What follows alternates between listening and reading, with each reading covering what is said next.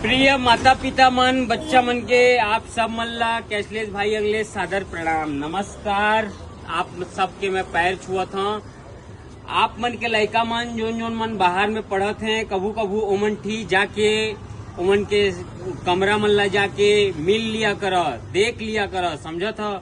यहाँ पूरा एकदम तहिन बहिन चलत है लड़का मन के, समझत ह। पढ़ाई लिखाई के अलावा इमन सब चीज करत हैं। मैं आप मन ला एकदम हाथ जोड़ के बता देना चाहता हूँ काका काकी मन, आप मन के लड़का मन नोनी हो चाहे बाबू हो, माने मैं ही नहीं कहा था कि सब जिन उसने करत हैं, लेकिन इनमें से 10 माने बने जिन मन इसने रहत हैं, समझत ह। तो आप मन से मोर हाथ जोड़ के विनती है कि आपन के लड़का मन जोन भी रहत हैं, जोन कमरा में, जोन शहर में, ओमन ठिला जाके ओमन संग 2-3 दिन आपन के टाइम ला बितावा, तब पता चलही आमा हा रामा है किनो है और आमली है रामली है किनो है। जो signing off guys, signing off.